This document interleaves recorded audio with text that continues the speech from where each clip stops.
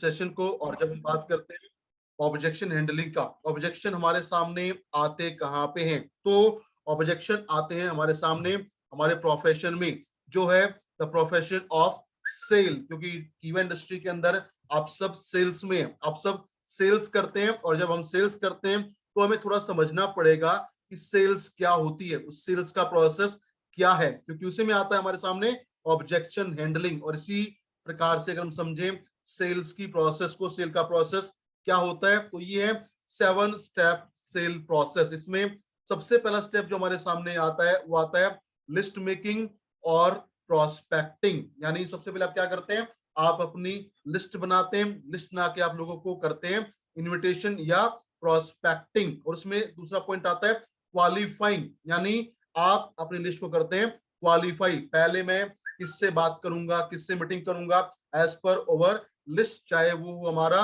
Hot list, warm list या code list. और जब हम ये काम कर लेते हैं और अपने प्रोस्पेक्ट के पास पहुंच जाते हैं, तो फिर आता है तीसरा काम, और वो है जब भी हम अपने प्रोस्पेक्ट के साथ मीटिंग करते हैं, उस मीटिंग में हमें क्या करना है, हमें करना है नीड असेसमेंट। यानी हमें जो प्रोस्पेक्ट की नीड है, आवश्यकता है, जरूरत है, उसको पहचानना पड़ेगा ताकि हमें ज्यादा सेल्स मिल सके।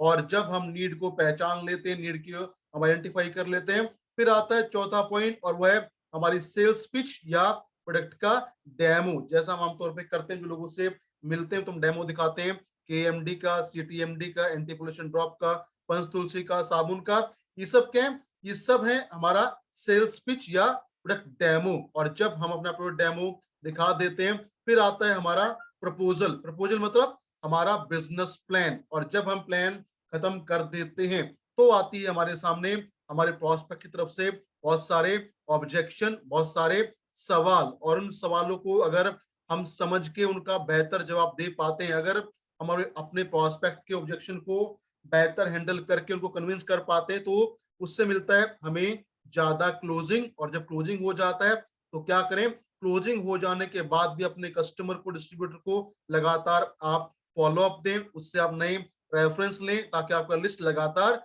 बढ़ता रहे। तो इस पूरी प्रोसेस में जो एक हमारा टॉपिक हमारे सामने आता है वो आता है ऑब्जेक्शन हैंडलिंग। और ऑब्जेक्शन हैंडलिंग क्या है, क्यों आते हैं, क्या इसकी वजह है, क्या इसके समाधान है, क्या तरीके हैं, वो आज हम जानने की कोशिश करेंगे। तो इसी प्रोसेस में हम आगे बढ़ते हैं। और सबसे पहला पॉइंट यहाँ पे जो आज हमारे सामने आ रहा है वो ये है, ऑब्जेक्शन हैंडलिंग एक ऐसा प्रोसेस है, एक ऐसा काम है जिसके लिए आपको रुकना पड़ेगा। क्योंकि अगर आप अपने प्रोस्पेक्ट के ऑब्जेक्शन को हैंडल नहीं करेंगे, उसको, उसके सवालों का सही, सटीक और कन्विंसिंग जवाब नहीं देंगे, तो आपको कामयाबी, आपको क्लोजिंग नहीं मिलेगा। तो अब सवाल ये आता है कि ऑब्जेक्शन हमें हैंडल करने पड़ेंगे, उससे हम बच नहीं सकते, उनसे हम भाग नहीं सकते। तो पहला सवाल आपके सामने जो यहाँ पे आता है वो यही आता है कि ऑब्जेक्शन आते क्यों हैं या आते कब हैं। व्हेन ऑब्जेक्शन अकर्स, जब हम काम करते हैं तो काम करते समय ऑब्जेक्शन हमारे सामने आते क्यों हैं। तो सिंपल सवाल ये, व्हेन डू प्रोस्पेक्ट ऑब्जेक्ट, जो भी हमारा प्रोस्पेक्ट है वो ऑब्जेक्शन कब देता है या क्यों देता है। तो अगर बात करें हम सेल्स प्रोसेस का, उसमें लिस्ट बनाने के बाद हमारे जो काम शुरू होते हैं, चाहे वो प्रोस्पेक्टिंग का हो, चाहे वो इनविटेशन का हो, चाहे वो प्लान शो का हो, या वो नीड एनालिसिस हो, या हो वो उसके साथ बातचीत, उस प्रोसेस में कभी भी हमारा जो प्रोस्पेक्ट है वो हमारे सामने कोई भी ऑब्जेक्शन रख सकता है। तो ऑब्जेक्शन आपको किसी भी स्टेज में आ सकते हैं, चाहे वो लोगों को इनवाइट करना हो, लोगों को प्रोस्पेक्टिंग करना हो, उनको प्लान दिखाना हो, या करना हो उनके साथ one two one meeting. People can object at any point of time. तो जब कभी भी हमारे सामने ऑब्जेक्शन आ सकते हैं, किसी भी पॉइंट पे, किसी भी स्टेज पे हमारे सामने ऑब्जेक्शन आ सकते हैं, तो पॉइंट ये आता है कि ऑब्जेक्शन आ तो जाते हैं, लेकिन हमें समझना पड़ेगा कि ऑब्जेक्शन जब आते हैं तो उसमें हमें निकालना है बेहतर सेल। और सेल साइकिल में अगर ऑब्जेक्शन को हैंडल करके हमें बेहतर सेल निकालना है तो उसके लिए क्या करना पड़ेगा, negotiation and the relationship sell cycle. यानी हमारी जो नेगोशिएशन का प्रोसेस है उसको हमें समझना पड़ेगा ताकि हमें मिल सके ज्यादा सेल। और नेगोशिएशन मतलब बातचीत, कम्युनिकेशन, यानी जब भी आप अपने प्रोस्पेक्ट से मिलते हैं सेल्स के लिए या ज्वाइनिंग के लिए या प्लान के लिए, उसमें आपका जो कम्युनिकेशन है, आपकी जो नेगोशिएशन है, आपकी जो बातचीत है, वो है एक सबसे बड़ा बाइंडिंग फोर्स जिससे डिसाइड होता है कि आप कैसे कर पाएंगे प्रोस्पेक्ट को कन्विंस। तो अगर बात करें हम नेगोशिएशन सेलिंग के अंदर, सबसे पहला पॉइंट यहाँ पे आता है, वो है successful sales presentation have twice as much as objection as those presentation that are unsuccessful. यानी अगर हम बात करें किसी भी सफल एक प्लान के अंदर जो ऑब्जेक्शन आती है वो होती है किसी भी फेलियर प्लान से लगभग 2 से 3 गुना ज्यादा। तो ये पॉइंट बहुत क्लियर है कि जो इंसान आपसे सवाल करता है, आपके सामने ऑब्जेक्शन रखता है, उसका कोई ना कोई इंटरेस्ट है, इसलिए वो आपके सामने अपनी जानकारी को और बड़ा करना चाहता है। तो अगर कोई ऑब्जेक्शन करे तो objection means not rejection, objection means not rejection, objection means कि प्रोस्पेक्ट को चाहिए उस पॉइंट पे और ज्यादा क्लियरिटी और ज्यादा इंफॉर्मेशन, और उससे हम कर सकते हैं उसको कन्विंस और पा सकते हैं क्लोजिंग। सेकंड पॉइंट यहाँ पे है, वो है the negotiation process is a situation of mutual cooperation and mutual benefit. यानी जब भी आप प्रोस्पेक्ट के साथ बातचीत करते हैं तो वो क्या होता है, बातचीत एक ऐसा प्रोसेस है, एक ऐसा रास्ता है जिसमें होता है म्यूचुअल कॉपरेशन, यानी दोनों की भागीदारी और दोनों का फायदा। अगर आपकी जो बातचीत है उसमें अगर सिर्फ आपका फायदा हो, आप ही बोलते रहे, तो that is not negotiation, that is not communication. Communication मतलब जहां पे दो पर्सन, दो पार्टीज आपस में करती हैं बातचीत अपने परस्पर फायदे के लिए और होता है दोनों का सहयोग, तो वो कहलाता है नेगोशिएशन। और थर्ड पॉइंट यहाँ पे आता है, objection are a normal part of almost every conversation not just in sales. यानी सिर्फ सेल्स के अंदर ही नहीं, हमारी जो आम बातचीत होती है उसमें भी हमारे सामने बहुत सारे ऑब्जेक्शन आ सकते हैं। तो ऑब्जेक्शन तो हमें फेस करना पड़ेगा। और इसलिए अगर बात करें हम रिलेशनशिप सेलिंग का, तो वहां पे एक चीज जो मैटर करती है वो मैटर करती है विन विन प्रोपोजिशन। यानी जो भी हम बातचीत करें, जो भी हमारा उद्देश्य है, अगर उस उद्देश्य में हम दोनों का यानी आपका और आपके प्रोस्पेक्ट का अगर भला है तो आपको मिलेगी ज्यादा सेल, दोनों का फायदा है तो मिलेगी ज्यादा सेल। लेकिन एक चीज हमेशा याद रखिए, क्या the decision to buy should be their idea, कि किसी को आपसे खरीदारी करनी है नहीं करनी है, जुड़ना है नहीं जुड़ना है, वो है उनका पर्सनल थॉट, पर्सनल आइडिया। तो जब आप उनसे कम्युनिकेट करते हैं, बातचीत करते हैं, मीटिंग करते हैं और उसमें जब प्रॉब्लम आती है तो ये फोकस मत करिए कि वो जुड़ेगा या नहीं जुड़ेगा, फोकस करिए कि मेरे पास जो चीज है, मेरे पास जो प्लेटफॉर्म है, मेरे पास जो कीवा है, उसमें जो बेस्ट है, चाहे वो हमारे प्रोडक्ट हो, हमारा बिजनेस प्लान हो, हमारी यूएसपी हो, मैं कैसे उनको शेयर करूं उनके साथ बेहतर तरीके से। तो इससे आपका जो कम्युनिकेशन है, नेगोशिएशन है, वो शानदार बेहतरीन हो सकता है। तो अब हम समझते हैं ऑब्जेक्शन हैंडलिंग क्या होता है। What is the definition of objection, यानी जब आपके सामने ऑब्जेक्शन आता है तो उसकी परिभाषा क्या है। लेकिन उससे पहले हमेशा याद रखिए एक चीज, और वो क्या है, अगर आप चाहते हैं सेल्स में आपको मिले ज्यादा रिजल्ट, ज्यादा ज्वाइनिंग, ज्यादा परिणाम, सो ऑलवेज वेलकम ऑब्जेक्शन। जब भी आपका प्रोस्पेक्ट आपसे कोई ऑब्जेक्शन करता है, कोई सवाल पूछता है, हमेशा उसका वेलकम करिए। वो सवाल पूछ रहा है मतलब वो कुछ ना कुछ इंटरेस्ट हमारे प्लान में, हमारे प्रोडक्ट में, हमारी बातों में ले रहा है। तो अगर बात करें हम ऑब्जेक्शन का, तो ये क्या है, N objection is anything the prospect say or does that prevent an obstacle to the smooth completion of the sale। यानी हमारे सेल्स प्रोसेस के अंदर कोई भी ऐसी चीज, कोई भी ऐसी बात जो सेल को क्लोज होने में रुकावट पैदा करती है, बाधा लेके आती है, वो कहलाता है ऑब्जेक्शन। और अगर हम चाहते हैं कि हमें इसमें मिले कामयाबी तो क्या करना पड़ेगा, learn to accept objection as a challenge. जब भी कोई आपको ऑब्जेक्शन देता है तो उसको स्वीकार करिए और लीजिए उसको एज ए चैलेंज, क्योंकि अगर आपने उसको बेहतर तरीके से हैंडल कर लिया, उसका आपने सही समाधान दे दिया, अगर आपने उसको कन्विंस कर दिया, तो आपका प्रोस्पेक्ट का ज्वाइनिंग का जो प्रोबेबिलिटी है वो बहुत ज्यादा बढ़ जाता है। तो अगर कोई भी इंसान, कोई भी लीडर डरेगा ऑब्जेक्शन से, तो उससे क्या होगा, उससे उसका जो रिस्पॉन्स है, उसका जो कम्युनिकेशन है, उसमें आएंगे बहुत सारी फंबल, बहुत सारी रुकावटें, और उसका प्रॉपर कम्युनिकेशन नहीं रहेगा, उससे हमें सेल्स नहीं मिलेगा। तो जब भी आपके सामने आप सेल प्रोसेस में है, ऑब्जेक्शन आती है, तो ऑलवेज वेलकम द ऑब्जेक्शन, उनको स्वीकार करिए, उनको लीजिए एक चुनौती की तरह, क्योंकि अगर आपने उस चुनौती को पार कर लिया तो आपको मिल सकती है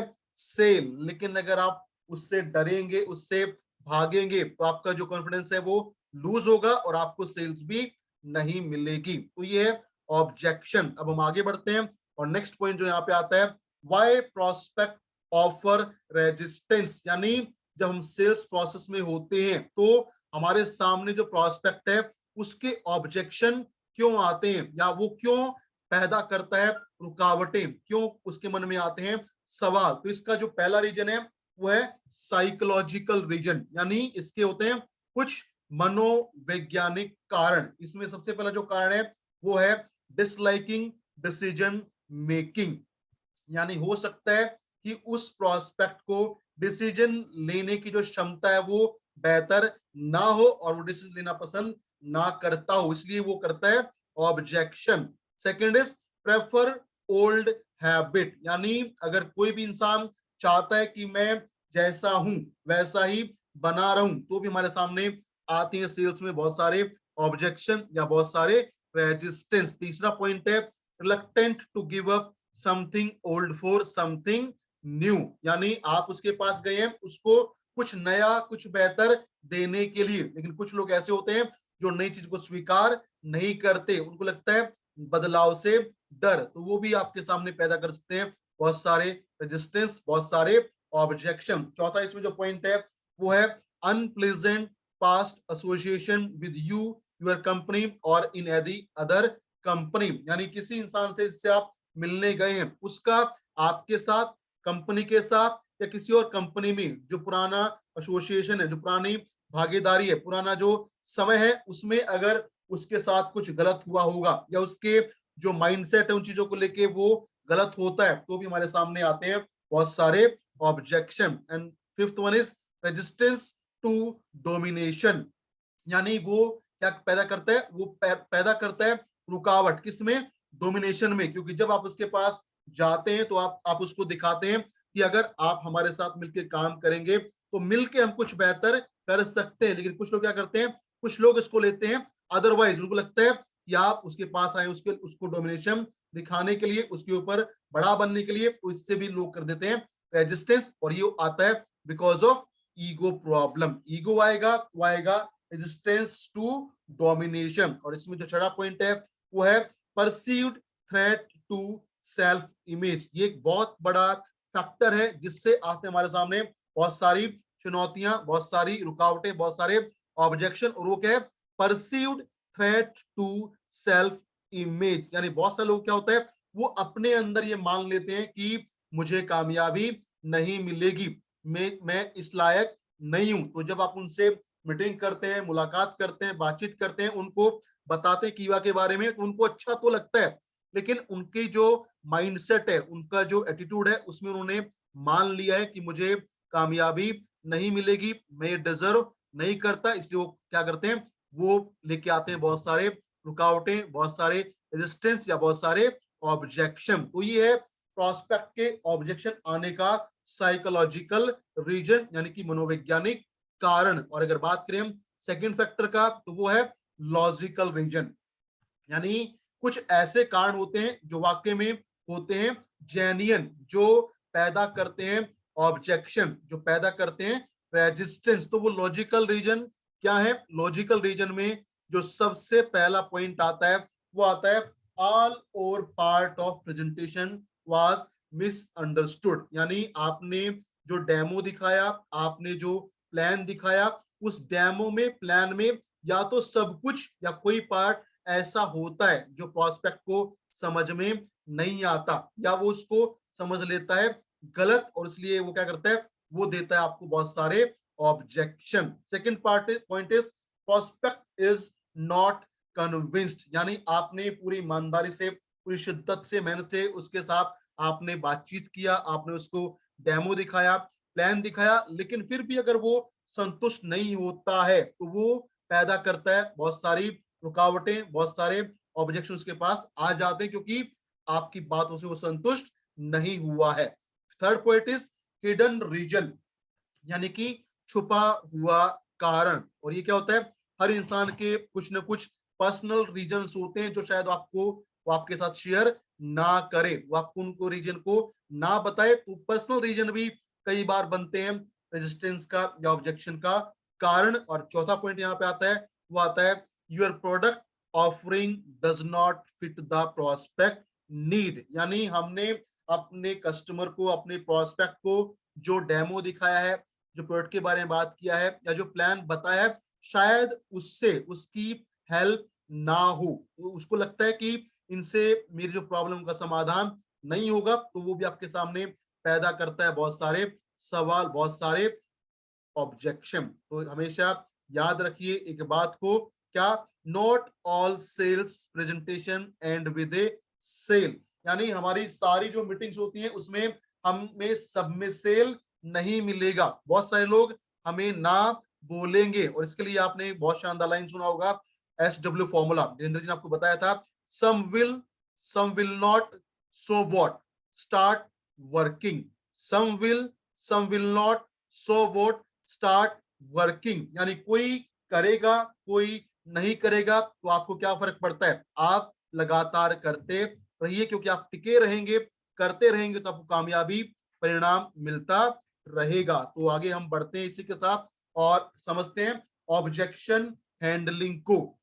जब भी सेल्स प्रोसेस में आपके सामने कोई ऑब्जेक्शन आता है, कैसे करें उसको आप बेहतर तरीके से हैंडल। तो इसमें पहला पॉइंट है, अगर आप चाहते हैं कि आप करें अपने प्रोस्पेक्ट को ऑब्जेक्शन हैंडलिंग में कन्विंस, तो पहला पॉइंट है that is understand the reason for the objection. आपके प्रोस्पेक्ट ने जो ऑब्जेक्शन दिया है उसका कारण अगर आप पहचान गए कि इसने ऐसा ऑब्जेक्शन क्यों दिया है, तो जब हमें कारण पता लग जाता है तो उससे हम कर सकते हैं उसको और ज्यादा बेहतर तरीके से कन्विंस। और इसके लिए क्या करना पड़ेगा, हमें कम्युनिकेशन करना पड़ेगा। और कम्युनिकेशन में क्या आता है, कम्युनिकेशन में आपको बोलना कम है, सुनना ज्यादा है, क्योंकि जब आप ज्यादा सुनेंगे तो वो बातों बातों में आपको डायरेक्टली इनडायरेक्टली बताएगा कि उसका प्रॉब्लम क्या है, उसकी समस्याएं क्या है। और अगर आप उनको पहचान लेते हैं,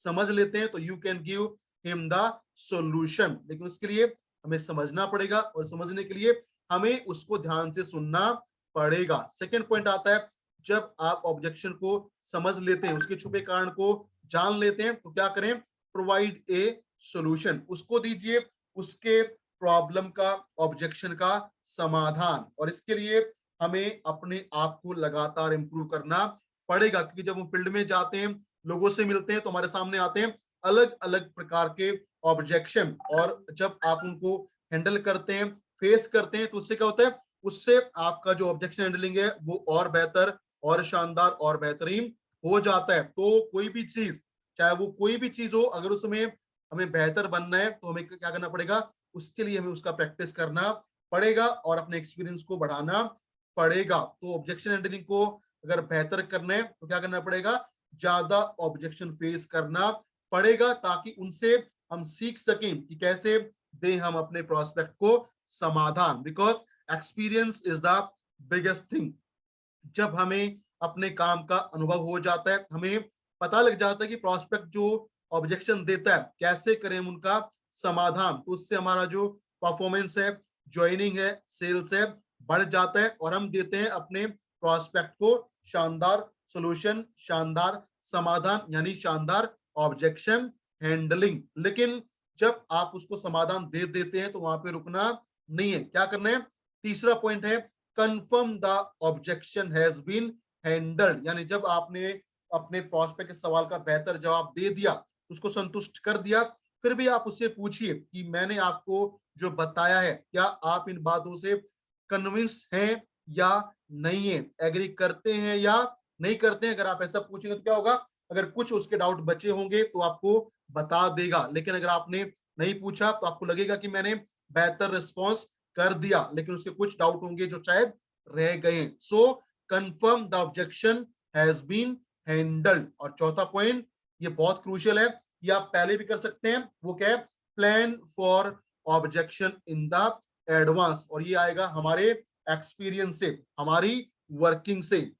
जब आप लगातार फील्ड में जाते रहेंगे, लोगों से मिलते रहेंगे, तो आपको पता लगेंगे नए नए ऑब्जेक्शन, और उनके लिए आप अगर पहले से ही प्लानिंग कर लें कि मेरे सामने अगर ऐसा ऑब्जेक्शन आएगा तो मैं ऐसा उसका जवाब दूंगा, तो उससे आपका जो ऑब्जेक्शन हैंडलिंग है वो और बेहतर और शानदार हो जाता है। तो for that we have to plan in advance how to handle objection. उसके लिए हमें लगातार सीखना पड़ेगा, अपने एक्सपीरियंस को बढ़ाना पड़ेगा, अपनी जो काउंसलिंग उसको और बेहतर करना पड़ेगा, ताकि हम बने एक्सपर्ट इन ऑब्जेक्शन हैंडलिंग। और जब आप ये कर लेते हैं तो इसके बाद जो पॉइंट आता है नेक्स्ट स्लाइड में वो आने वाला है, और वो है ऑब्जेक्शन हैंडलिंग को आप कैसे ओवरकम करें। यानी आपको आपने अपने प्रोस्पेक्ट के ऑब्जेक्शन को अगर हैंडल करना है तो उसके लिए आप कैसे क्या पॉइंट करें। तो ऑब्जेक्शन में सबसे पहला पॉइंट जो आता है, जो मैंने आपको बताया भी था, वो है लिसनिंग। यानी आपको बनना पड़ेगा एक शानदार बेहतरीन श्रोता। जितने बेहतर हम श्रोता बनेंगे उतना बेहतर हम समझ पाएंगे प्रोस्पेक्ट का सवाल क्या है, वो क्या हमसे आंसर की उम्मीद करता है। लेकिन प्रॉब्लम क्या है ना, आज के इस टाइम में बहुत कम लोग हैं जो होते हैं अच्छे लिसनर। अच्छे लिसनर बनना बहुत जरूरी है सेल्स में। अगर आप अच्छे वक्ता हैं, अच्छे वक्ता भी वही बनते हैं जो होते हैं अच्छे श्रोता। तो सिर्फ बोलना अच्छा जरूरी नहीं है, जरूरी है सुनना भी हमें अच्छा पड़ देगा। हमें बनना पड़ेगा बेहतर श्रोता। और जब भी आप अपने प्रोस्पेक्ट से बातचीत करते हैं, वो आपको कुछ बोलता है, तो क्या करें, हमेशा उसकी आंखों में आंखें डाल के उससे बातचीत करिए, कम्युनिकेट करिए, ताकि आपका जो कॉन्फिडेंस है वो बूस्टअप हो और प्रोस्पेक्ट को लगे कि आप उसकी बातों को बिल्कुल गौर से ध्यान से सुन रहे हैं। और जब आप पूरे फोकस के साथ, पूरे कंसंट्रेशन से प्रोस्पेक्ट के ऑब्जेक्शंस को सुनेंगे, तो क्या करना है, सुनने के बाद करना है रिपीट। प्रोस्पेक्ट ने आपको ऑब्जेक्शन दे दिया, सवाल दे दिया, शंका बता दी, अब आप क्या करेंगे, उसको करेंगे रिपीट, ताकि आपको मिले कंफर्मेशन और प्रोस्पेक्ट को लगे कि आपने उसकी बातों को ध्यान से सुना है। और जब आप उसको रिपीट करेंगे, फिर क्या करना है, रिपीट करके समझिए, थोड़ा सा पॉज लेके, थोड़ा सा रुक के 2 4 5 सेकेंड आप थोड़ा सा पॉज लीजिए, एक डीप ब्रीथ कीजिए और समझिए कि उसकी जो ऑब्जेक्शन है, उसका जो सवाल है, उसका जो कंसर्न है, वो किस चीज को लेके है और कैसे मैं इसको मैनेज या ओवरकम कर सकता हूं। और जब आप अंडरस्टैंड कर लेते हैं, जल्दबाजी नहीं करते हैं, फिर करना है रेस्पॉन्ड, यानी देना है उसको उसका सटीक जवाब, सही उसको करना है हैंडल, ताकि आपको मिले बेहतर परिणाम। और जब आप उसको रेस्पॉन्ड कर देते हैं, फिर आता है कंफर्म, यानी रेस्पॉन्ड कर देने के बाद भी क्या करना है, फिर से करना है कंफर्म। पूछना है कि क्या आपकी शंका का समाधान हुआ या नहीं हुआ, क्योंकि अगर आपने ये कर लिया तो आपको क्या मिलेगा, आपको मिल सकता है शानदार बेहतरीन सेल, शानदार बेहतरीन क्लोजिंग। क्योंकि हम सब बेहतर कर लेते हैं, डेमो अच्छा दिखाते हैं, पेन अच्छा दिखाते हैं, लेकिन प्रोस्पेक्ट जो सवाल हैं, उनके जो ऑब्जेक्शन है, जब तक उनको हम बेहतर तरीके से हैंडल नहीं करेंगे, हमें बेहतर परिणाम नहीं मिलेगा। और इसके लिए हमें सुनना पड़ेगा, उसको रिपीट करना पड़ेगा, उसको पॉज लेके समझना पड़ेगा और समझ के उसको देना पड़ेगा सही कन्विंसिंग जवाब। और जवाब देने बाद क्या करना है, कंफर्म द रेस्पॉन्स, ताकि आप हो सके 100% श्योर कि मैंने दिया है उसको सही सेटिस्फैक्टरी जवाब। और जब आप ये कर लेते हैं तो फिर हमारे पॉइंट आता है कि जब आप ऑब्जेक्शन हैंडलिंग करते हैं, तो हमने बात किया क्या करना चाहिए। अब आता है हमारा आज का लास्ट पॉइंट, और वो बहुत क्रूशियल है, और वो है क्या नहीं करें।